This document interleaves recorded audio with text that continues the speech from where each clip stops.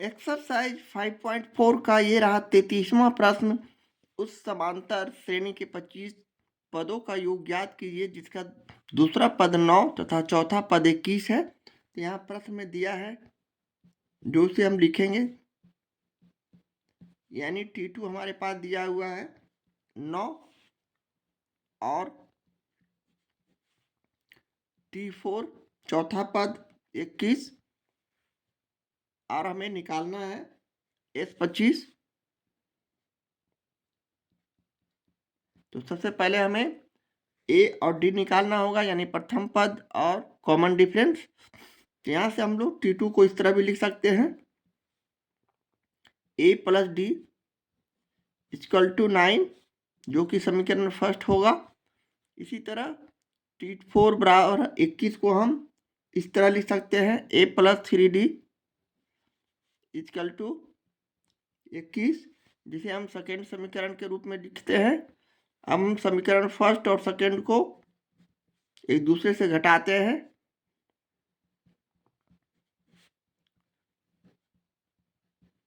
तो हमारा समीकरण इस प्रकार का हो जाता है, यानी ए प्लस डी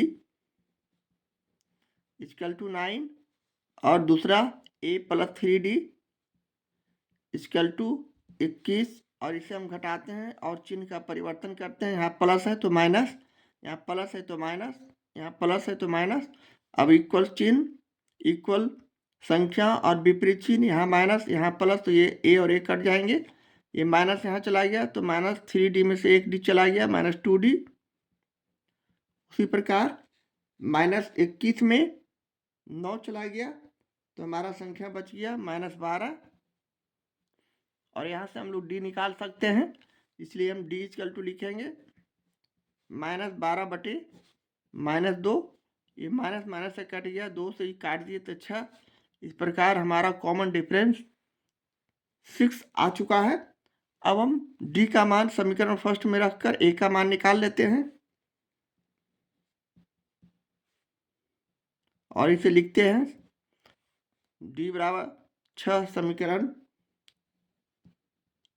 फर्स्ट में रखने पर इस प्रकार हमारा पहला समीकरण ए प्लस डी है इक्वल टू 9। अब यहाँ से हम लोग डी का मान 6 रखते हैं, तो ए का मान अब यहाँ से हम निकाल सकते हैं, यानी 9 प्लस 6 है, राइट हैंड साइड जाएंगे -6, अर्थात ए का मान 3। अब हम एस एन निकाल सकते हैं, क्योंकि हमारे पास एस एन का सूत्र है n/2 2a plus n-1 into D. अब हम यहाँ से n/2 लिखे और ए का मान यहाँ रखते गए, यानी ए का मान यहाँ 3 रखेंगे, प्लस n-1 करते हुए डी का मान यहाँ 6 रखेंगे, जो कि ऊपर निकाले हैं हमने कॉमन डिफरेंस। अब यहाँ से हम लोग अगले स्टेप में n/2 किए और 3 दूनी 6 प्लस 6 में 9 से n से गुना किए 6n, -1 को 6 से गुना किए -6। इस तरह का व्यंजक हमें प्राप्त हो रहा है। अगले स्टेप पे n/2 किए और इच्छा और इच्छा माइनस और प्लस दोनों इक्वल संख्या, दोनों को हम आउट कर देंगे तो हमारे पास संख्या सिर्फ 6n बचेंगे। अब 6n में n/2 को गुना कर देते हैं तो 6n² बटे 2, और 2 से इसे काट दिए तो 3, यानी हमारे पास 3n² जो संख्या बचा, Sn का मान बचा। अब हम अगले स्टेप में S25 निकाल सकते हैं, n की जगह हम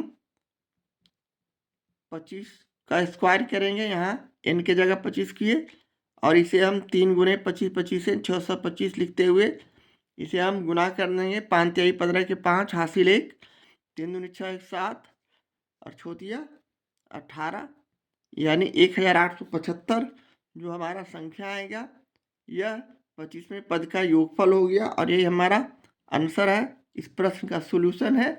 इस तरह हम प्रश्न 33 का सॉल्यूशन करते हैं। एक्सरसाइज 5.4 का ये रहा 34वां प्रश्न, जिसमें हम लोग 3 प्रश्नों का सॉल्यूशन करते हैं। तो लेते हैं पहला प्रश्न, यदि किसी समांतर श्रेणी के 8 पदों का योग 64 तथा 19 पदों का योग 361 है तो उसके n पदों का योग ज्ञात करें। यह हमें प्रश्न से दिया है।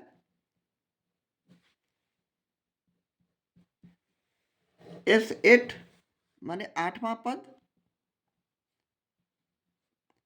बराबर 64 और दूसरी तरफ S19 19वां पद बराबर 361। तो हमें Sn निकालना है। इस तरह का कंडीशन हमारे साथ प्रश्न के अनुसार है। तो अब हम S8 निकालने के लिए सूत्र का प्रयोग करते हैं, यानी n/2 Sn का सूत्र हमारे पास है। इसे हम इस तरह भी लिख सकते हैं, यानी n/2 2a plus n-1 into D बराबर 64। और इसे हल करते हैं, इसे आगे बढ़ाते हैं इसके सॉल्यूशन को। तो हम इसे इस तरह भी लिख सकते हैं, यानी n के जगह हम क्या रखते हैं, तो 8 रखते हैं। 8/2 2a प्लस यहाँ भी n के जगह 8 रखेंगे और इंटू डी करते हुए हम 64 करेंगे। इसी तरह अगले स्टेप में हम पुनः इसे 2 को काट दिए, 2 चौक 8, यहाँ 4 बच गए और यहाँ अंदर में हम इसे 2a प्लस 8 में से 1 गया तो 7 7d भी लिख सकते हैं इक्वल टू 64। इसी तरह अगले स्टेप में हम इसे इस तरह भी लिख सकते हैं, यहाँ हम 2a प्लस 7d को रहने दिए और बराबर का चिन्ह देते हुए 64 यहाँ 4 गुना में है, इधर भाग में हो जाएंगे। इसे हम काट देंगे तो 16 चौके 64, यानी हमारे पास 2a plus 7d equal to 16 sorry. और इसे समीकरण पहला मानते हुए पुनः हम अगले स्टेप में S19 का इसी तरह सॉल्यूशन करेंगे, यानी n/2 के जगह हम यहाँ n के जगह 19/2 लिख रहे हैं।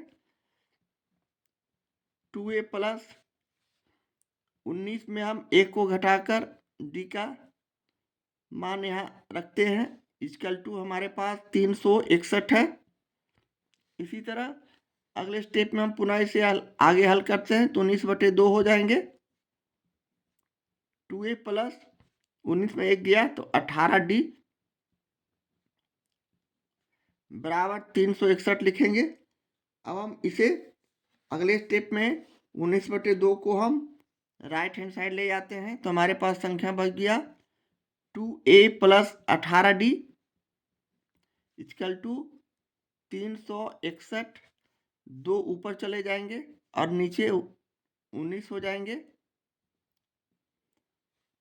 19 से हम इसे काट सकते हैं 361 को, तो 19 होगा। 19 से 361, 19 गुने 2 हो जाएंगे और पुनः हम यहाँ 2 कॉमन लेते हैं तो हमारे पास संख्या a प्लस 9d बचेंगे इक्वल टू 19 दूने 38/2। ये दोनों को गुना कर दिए और ये 2 यहाँ भाग में आ गया। इसे 2 कॉमन लेने के बाद अभी रहने देते हैं, अगले स्टेप में हम इसे लाते हैं। इसलिए a plus 9d equal to 38/2 हो जाएंगे। 19 दूने 38 यानी 19। हमारा a प्लस 9d बराबर 19 हमारा संख्या हो गया और यह समीकरण सेकेंड इसको मानते हैं। इस तरह हमारा पहला समीकरण और दूसरा समीकरण आ चुका है। अब इसी समीकरण के आधार पर हम a और d का मान निकालते हैं। अब हम समीकरण फर्स्ट और सेकेंड से लिखेंगे। अब समीकरण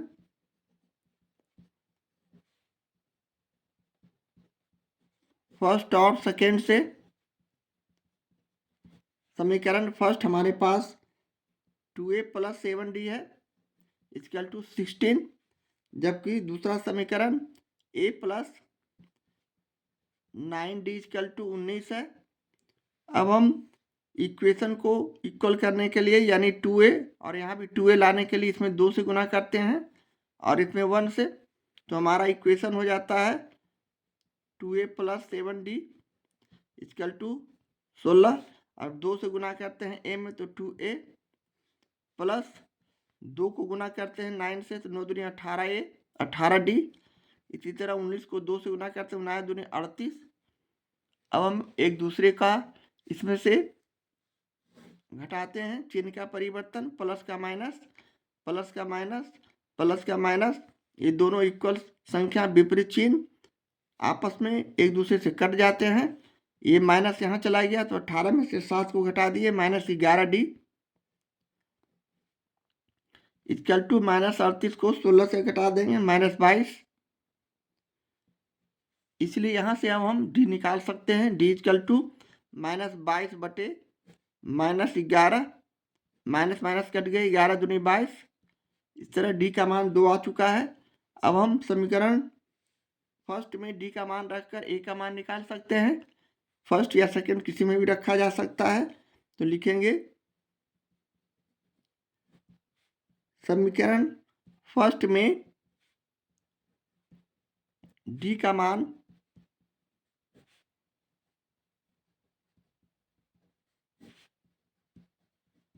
रखने पर हमारे पास पहला समीकरण 2a प्लस 7d है equal to 16।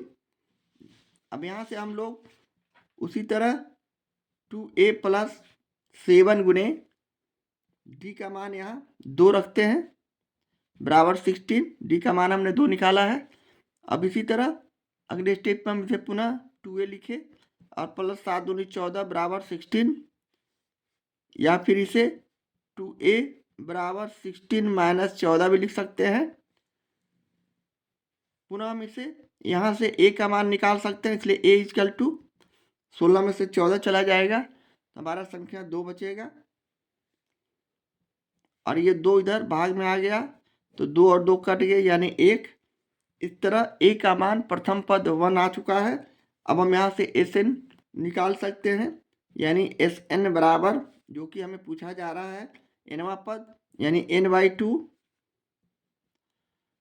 2a plus n-1 into D हमारे पास सूत्र है। यहाँ n/2 तो रहेंगे ही इसलिए कि nवां पद है और 2 गुने a की जगह 1 रखे प्लस n-1 रहेंगे ही, d की जगह यहाँ 2 रखे और अगले स्टेप में इसे अपने कैलकुलेशन को आगे बढ़ाते हैं तो हमारा संख्या ये 2 हो जाएंगे प्लस 2 में n से गुना किया 2n -2 को -1 से गुना किया 2, इस तरह का n/2। अब 2 और 2 कट जाएंगे, ये माइनस में है ये प्लस में है तो हमारे पास संख्या सिर्फ 2n बचा। अब हम 2n को n से गुना कर देंगे तो 2n² बटे 2 हो जाएंगे। अब यहाँ से इसे हम 2 और 2 को काट दिए तो हमारा संख्या सिर्फ n² बचा, जो कि इस प्रश्न का सॉल्यूशन है, आंसर है। इस तरह हम प्रश्न 34 के पहले प्रश्न का सॉल्यूशन करते हैं। एक्सरसाइज 5.4 का प्रश्न 34 का ये रहा दूसरा प्रश्न। किसी समांतर श्रेणी के प्रथम और अंतिम पद क्रमशः 17 और 350 हैं। यदि इसका सार्वभौमंतर जिसे कॉमन डिफरेंस भी कहा जाता है 9 है तो समांतर श्रेणी में कितने पद हैं और उनका योगफल क्या है। तो यहाँ हमें प्रश्न से क्या क्या मालूम है पहले लिख लेते हैं। यानी प्रथम पद a का मान 17, जबकि d का मान भी दिया हुआ है प्रश्न में 9, कॉमन डिफरेंस सार्वभौमंतर 9 और tn का मान भी दिया हुआ है प्रश्न में 350। तो हमें पहले n और उसके बाद Sn निकालना है। इस तरह का हमारे पास प्रश्न का कंडीशन है। अब हम सीधे लिखते हैं, चूंकि tn बराबर 350 प्रश्न में है तो हम tn का सूत्र लगाते हैं। यानी हमारे पास सूत्र है a plus n-1 into D equal to 350 और इसे हम अपने इक्वेशन में मान रखते हैं a का तो हमारा 17a है प्लस n-1 इंटू डी का मान भी यहाँ रखते हैं 9 और इस तरह हम n का मान यहाँ से निकाल सकते हैं, यानी 17 प्लस 9 को n से गुना किया 9n, 9 को -1 से गुना किया 9 इक्वल टू 350। इस तरह हम इसे 17 और 9 में घटा देंगे, या फिर हम इसे इस तरह भी कर सकते हैं, 9n माइनस 9 इक्वल टू 350 में हम 17 को घटा दिए, राइट हैंड साइड लाने पर प्लस का माइनस 17 हो जाएंगे। अब यहाँ से पुनः हम 9n लिखें और बराबर का चिन्ह देते हुए 350 में 17 को घटाए तो 333, और पुनः -9 को हम राइट हैंड साइड ले जाएंगे तो +9। इस तरह हम यहाँ से अब 9 का मान निकाल सकते हैं, n का मान 333 में 9 को जोड़ दिए तो 342/9 से हम यहाँ भाग कर देते हैं। 9n गुना में है, इधर आया राइट हैंड साइड तो भाग में हो गया। 9 से इसे डायरेक्ट काटते हैं तो 9 तिया 27, 9 72। इस तरह हमारा 38 यहाँ n का मान हो गया। अब हम पुनः इसे अब Sn निकाल सकते हैं, क्योंकि Sn का सूत्र हमारे पास है n/2 a प्लस l प्रथम पद और अंतिम पद, यहाँ l अंतिम पद है और a प्रथम पद है। यहाँ n का मान हम उसी तरह 38 रखते हैं, 38/2, और a का मान 17 हमारे पास है, जबकि tn जो कि अंतिम पद है 350 है l का मान। अब उसी तरह इसे हम काट दिए तो 19 दूनी 38, यानी 19 में हम गुना कर देते हैं 350 और 17 को जोड़कर, तो हमारा संख्या हो जाता है 367, और 19 को 367 में गुना कर देंगे तो हमारा संख्या हो जाएगा 19 सते 33 से 3 30, 19 छक 14 से 114 में 30 जोड़े तो 27 के साथ, इसके बाद 19 तिया 63 और 3 जोड़ दिए 63 64 65 66 67 69 69। इस तरह जो ये संख्या आया यही हमारा उनका योगफल हो गया nवें पद का। इस तरह हम 34 के पहले दूसरे प्रश्न का सॉल्यूशन करते हैं। एक्सरसाइज 5.4 का प्रश्न 34 का ये रहा तीसरा प्रश्न। किसी एपी के प्रथम 6 पदों का योग 42 है तथा इसके 10वें और 30वें पदों का अनुपात 1:3 है। तो हमें एपी का पहला और 13वां पद ज्ञात करना है। तो हमें प्रश्न से दिया हुआ चूंकि S6 बराबर 42, जबकि हमें पहला पद यानी T1 जिसे हम ए भी कहते हैं हमें निकालना है, और 13वां पद T13। इस तरह का हमें दो कंडीशन यानी दो तरह के सॉल्यूशन को करना है। तो हमें पहले S6 बटे बराबर 42 से कोई एक समीकरण निकाल लेते हैं, यानी हम इसे S6 को इस तरह n/2 का सूत्र का प्रयोग करते हैं। n/2 2a plus n-1 into D equal to 42। अब यहाँ से हम लोग n का मान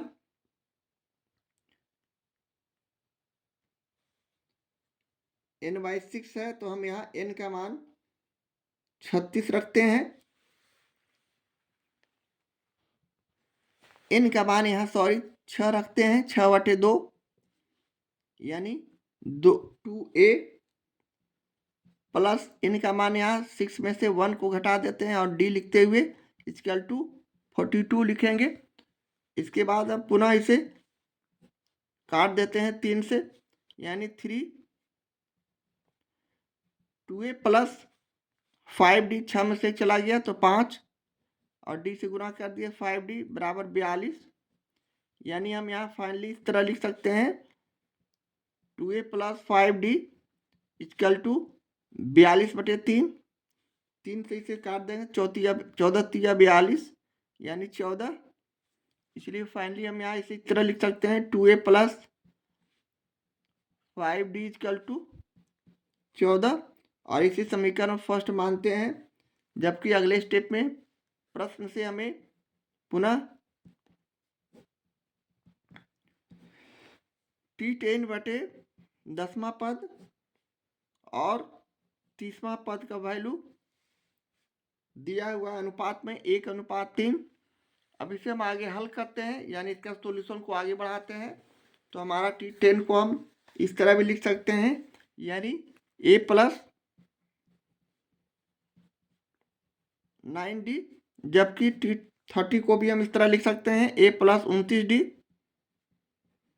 = 1/3। इसी तरह अब हम क्रॉस मल्टीप्लिकेशन करते हैं, ब्रज गुणन विधि से इसे हम गुना करते हैं। इस तरह हमारा 3A + 9D बराबर यहाँ 1A + 29D हो जाएंगे। इसे अगले स्टेप में हम पुनः इसे गुना करके इस तरह लिख सकते हैं 3A, 3 को A से गुना किया तो 3A + 3 को 9D से गुना किया, 9 × 27D = 1 से गुना करने पे कोई परिवर्तन नहीं, वही हूबहू संख्या लिख देंगे। अब हम A को 3A की तरफ सजातीय की तरफ लाते हैं, D को अपने जातीय सजातीय की तरफ लाते हैं, तो हमारा रिजल्ट इस तरह हो जाएगा 3A - A। Right hand side से लेफ्ट हैंड साइड लाते हैं, चिन्ह का परिवर्तन। इसी तरह 29D बच जाएंगे राइट हैंड साइड में, और प्लस 27D को जब राइट हैंड साइड लाते हैं तो -27D हो जाएंगे। अब यहाँ 3A में से A चला गया तो 2A, 29D में से 27D चला गया तो हमारे पास संख्या बच गया 2D। अब यहाँ से हम A का मान निकाल सकते हैं, इसलिए A = 2D/2, 2 से 2 कट गया, यानी A = D हमारे पास रिजल्ट है। तो इसे हम लिख सकते हैं A = D, यानी D का मान भी 2 और A का मान भी 2। इस तरह हम अब समीकरण फर्स्ट में D का मान रखते हैं A = D। समीकरण फर्स्ट में A = D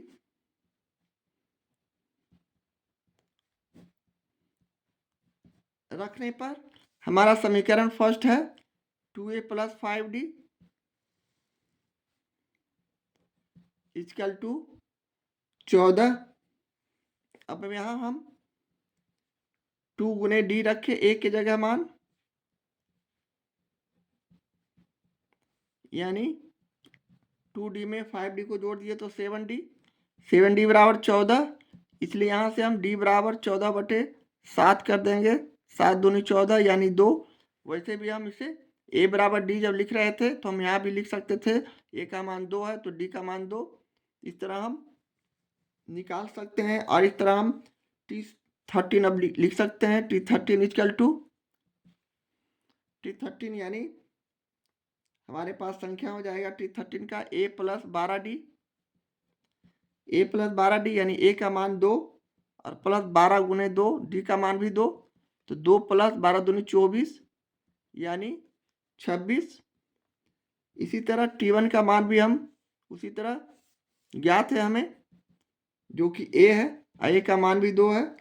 इस तरह T13 और T1 हम इस तरह इसका वैल्यू निकाल चुके हैं, और यही हमारे प्रश्न का सॉल्यूशन है। इस तरह हम प्रश्न 34 के तीसरे प्रश्न का सॉल्यूशन करते हैं।